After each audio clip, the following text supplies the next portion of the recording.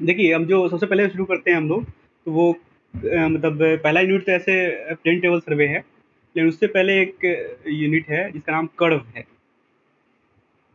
Curve, है ना? तो ये क्योंकि थोड़ा चेन सर्वे से रिलेटेड है, रिलेटेड बहुत ज़्यादा तो नहीं है, लेकिन हाँ, मतलब चेन सर्वे पढ़े हुए हैं तो इसमें दिक्कत नहीं होगा आपको। तो इसको हम लोग शुरू करते हैं, ठीक है? तो कर्व से आप लोग क्या समझते हैं?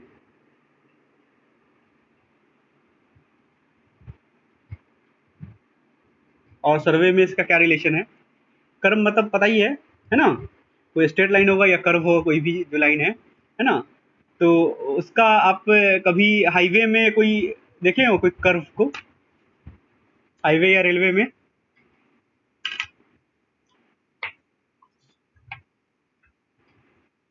डायरेक्शन चेंज करने के लिए कर्व का दिया जाता है। तो क्यों कर्व क्यों दिया जाता है? जैसे कोई हाईवे जाता है। हाँ, हाँ, सडन जो आपको कंफर्ट फील हो, जैसे कि यहाँ से कोई सड़क ऐसे जा रहा है ना, ऐसे, और उसको जाना ऐसे है इधर, तो वो ऐसे ऐसे से रास्ता पकड़ के एकदम ये परपेंडिकुलर न पकड़े। अगर वो हाईवे है ना, नेशनल हाईवे या ऐसा कुछ है, तो वहाँ पे जाइए, उसको मिनिमम जो है उसको डिस्टरबेंस हो, है ना, वो, और कंफर्ट भी हो उसको, कि ऐसा नहीं कि यहाँ जाए फिर यहाँ पे रुके, ट्रैफिक जाम हो, फिर घुमाए, एकदम स्पीड जीरो कर ले, फिर ऐसे करे, है ना?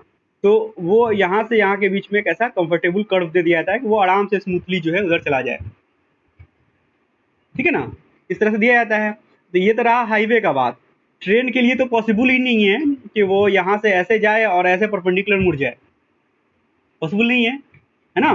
तो उसको तो वहाँ यहाँ पे कर्व देना ही पड़ेगा आपके लिए, रेलवे के लिए। तो यहाँ पे हम लोग को कर्व जो है वो देना होता है, चूंकि तो फिर कर्व आपको बनाना होगा धरती पे, है ना? तो उसके लिए आपको सर्वे करना होगा कि कर्व, मतलब ये जो हाईवे है या रेलवे ट्रैक है वो किन किन पॉइंट से होके जाएगा, और उन पॉइंट को एस्टैब्लिश करना जमीन पे, है ना? तो इसके लिए थोड़ी बहुत ये चीज़ जानने से पहले, ये चीज़ समझ में आ गया हम लोग कि कर्व कहाँ पे होता है, हाईवे या रेलवे और में, या क्यों होता है, ये चीज़ समझ में आ गया हम लोग को, छोटी सी बात है। तो उसके लिए थोड़ा सा हम लोग को अब टेक्निकल चीज़ सब जानना होगा, है ना? ये चीज़ को डिटेल में जाने से पहले कुछ टेक्निकल चीज़ जानना होगा। जैसे कोई भी अगर सर्किल है ना, उसका ये आर्क है, ये छोटा सा पार्ट है, सर्किल कोई बड़ा ऐसा रहा होगा, है ना? तो उसका ये अगर छोटा सा ये पार्ट है, ये इतना जो दिखा रहा है ना? और ये जो है इसका रेडियस है, ये इसका रेडियस है। एक यहाँ पे अगर टेंजेंट जाता है, अगर ये मान लो ऐसे टेंजेंट जा रहा है, और एक यहाँ पे ऐसे टेंजेंट जा रहा है, टेंजेंट मतलब समझते होगे आप लोग? टेंजेंट का मतलब कि सिर्फ उसी जगह पे छुएगा, एक जगह पे, और उस पर एकदम परपेंडिकुलरली निकल जाएगा, एकदम छूता हुआ, टेंजेंशियली निकलेगा, है ना? सर्किल में सिर्फ इसी पॉइंट पे बस छुएगा, ये जो टेंजेंट है, बाकी फिर दोबारा कहीं पर नहीं टच करेगा, है ना? तो वो ये जो ऐसे ये जो लाइन होता है, रेडियल लाइन, उस पर ये परपेंडिकुलर हो जाता है। ये सब बात पढ़े होगे पहले भी 9th 10th में, है ना? ये भी एक टेंजेंट है, ये एक टेंजेंट है। तो मान लो कि यहाँ पे मिलता है ना? ये इंटरसेक्शन पॉइंट है इसका, मानते हैं कि यहाँ पे मिल रहा है, और ये जो एंगल है, ये मान लो कि ये जो है फाई एंगल है, ठीक है? तो ये एंगल कितना होगा? दिख रहा है आप लोगों को सब कुछ? तो ये एंगल कितना होगा यहाँ वाला? 180 माइनस फाइव, 180 माइनस फाइव, ठीक है? इसमें कोई दिक्कत नहीं है। अब बताइए ये एंगल कितना होगा?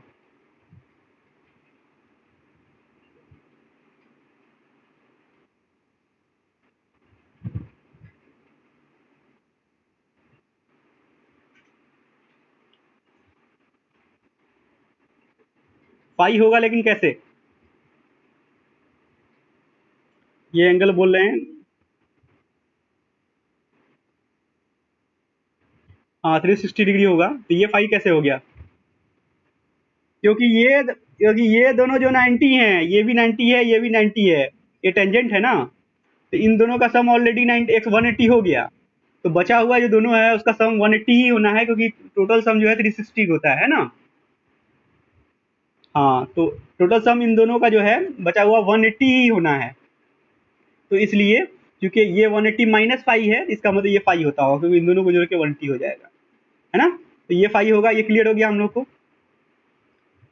अगर इन दो पॉइंट को ऐसे ऐसे हम मिलाते हैं, ऐसे ऐसे मिलाते हैं हम, तो चूंकि इधर इधर की जो सिमेट्री है ये रेडियस के बराबर लेंथ है, ये टेंजेंट है, इधर ये टेंजेंट है, ये भी रेडियस है, इसका ये दिख रहा है कि ये बीचों बीच पार्ट कर रहा है ना, दो पार्ट कर रहा है, इधर भी सिमेट्री है, इधर भी सिमेट्री है ना, ऐसा दिख रहा है ना।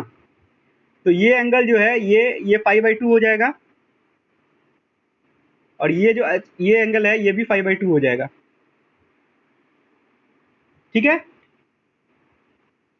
अच्छा, ये जो है सर्किल का, ये क्या है, ये एक आर्क है ना, सर्किल का पार्ट है उसको, ये कर्व है और इसको आर्क बोलते हैं, आर्क ही बोलते हैं ना जी।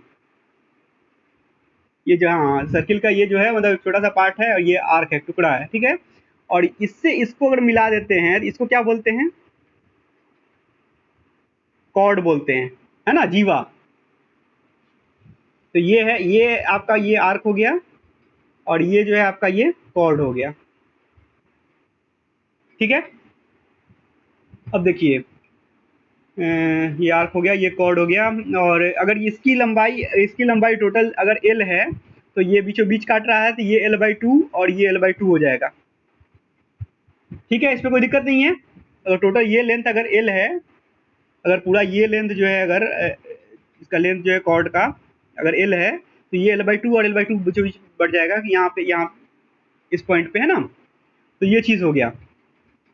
अब देखिए, इस कुछ चीज़ों पर ध्यान दे दो, ये सब आप खुद से भी कर सकते हो घर पे बैठ के, लेकिन अभी समझ लो। तो ये अगर ये एंगल अगर 5/2, हाँ, तो कुछ बोल रहा है क्या,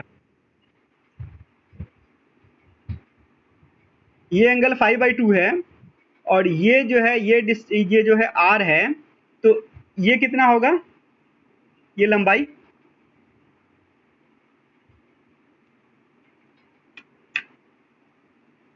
बताइए। ये r है और ये 5/2 है एंगल, तो हम ये पूछ रहे हैं इस ट्रायंगल में, देखो इस ट्रायंगल में ऐसे ट्रायंगल है, हाँ, तो ये r है और ये 5/2 है, ये 5/2 है, तो ये पूछा जा रहा है कि ये कितना होगा। अब इसका नामकरण कर दिया जाए, इसका a, ये b और ये c रख दो, है ना, ये o रख दो, इसका ये i रख दो, इसका नाम d रख दिया जाए। ठीक है। तो हम पूछ रहे हैं कि AD इक्वल टू क्या होगा, ये a है और ये d है, तो AD इक्वल टू क्या होगा, साइन थीटा लगा दीजिए, है ना। तो साइन 5/2 इक्वल टू हो जाएगा, साइन 5/2 इक्वल टू हो जाएगा AD बटा r, ये एस, है ना, ये अगर O पॉइंट है तो AD बटा OA हो जाएगा। कोई दिक्कत नहीं ना इसमें, है ना। साइन 5/2 इक्वल टू होगा AD बटा, अरे यही ना होता है लंब बटा कर्ण, P/H, तो AD बटा ये हो जाएगा ये OA जो कि R है, तो AD इक्वल टू हो जाएगा हम लोग का, AD equal to R sine 5/2। ठीक है। तो टोटल लेंथ जो L है वो कितना है, 2 इंटू AD है ना, 2 इंटू AD है, AD और AD, ये जो टोटल लेंथ है इसका जीवा का, L इक्वल टू हो जाएगा 2 इंटू AD इक्वल टू हो जाएगा, L इक्वल टू इसका मतलब हो जाएगा 2R साइन 5/2। अभी ये सब देखते जाओ कि इसका ये है, इसका यूज पड़ेगा आगे क्यों निकाला जा रहा है, कोई दिक्कत नहीं है इसमें। L equal to 2R sine 5/2 आ गया, है ना। चलिए, ये चीज़ हो गया, L ये निकल गया, ये 2R साइन 5/2 हो गया। अब ये बताइए कि OD कितना होगा, OD ये वाला OD इक्वल टू कितना होगा, R cos 5, इसमें साइन लगा दिए तो ये आ गया साइन R साइन 5/2, और ये जो हो जाएगा cos 5/2 हो गया। ऐसे भी ये याद रखिए आप लोग, ये मतलब ट्रिक है, या ये जानते ही होंगे आप लोग कि कोई भी ये जैसे ये हाइपोटेनस है, ये जो है मतलब आपको क्या कर्ण है, तो उससे एंगल से सटा हुआ वाला जो होता है, जो ये उसका ये होगा तो वो कॉस हो जाता है। जैसे ये जो है एंगल, ये है एंगल से सटा हुआ जो होगा वो कॉस हो जाएगा, आर कॉस जो भी एंगल है उतना हो जाएगा, ये 5/2 है तो आर कॉस 5/2 होगा, और एंगल के सामने वाला जो होगा वो साइन हो जाता है, तो वो आर ये है अगर, तो वो ये साइन आर साइन 5/2 हो जाएगा, है ना। ये हमेशा याद रखिए, अगर ये एंगल थीटा होता तो ये हो जाता आर कॉस थीटा और ये हो जाता आर साइन थीटा। और ये एंगल 5/2 है, तो ये r cos 5/2, ये r sin 5/2, तो OD इक्वल टू हो जाएगा r इंटू cos 5/2। ठीक है, अब ये बताइए कि BD इक्वल टू कितना होगा, BD इक्वल टू कितना होगा, ये पूछ रहे हैं, ये कितना होगा।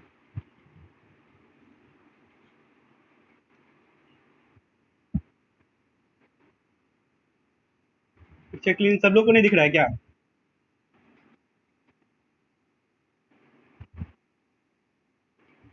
किसी आदमी किसी पर्सनली प्रॉब्लम होगा, है ना?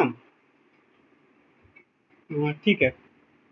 तो देखिए यहाँ पे जो है, अगर हमको ये पूछा जाए कि ये BD इक्वल टू ये कितना होगा, ये देखो हम लोग ये निकाल चुके हैं, अब हमें ये निकालना है, ये BD इक्वल टू कितना होगा।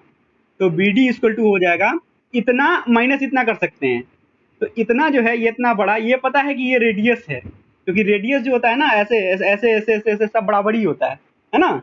सेंटर के इसमें ये जो रेडियस, ये सब बराबर ही है, तो ये आपका जो है ये रेडियस के बराबर है, OB जो है।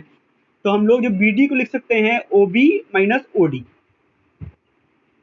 OB minus OD। ठीक है, क्या हुआ, क्या पूछ रहे हो? दिख नहीं रहा? किसी को नहीं दिख रहा है? अच्छा रुक जाइए, रुक जाइए। अच्छा ठीक है, रुक जाइए।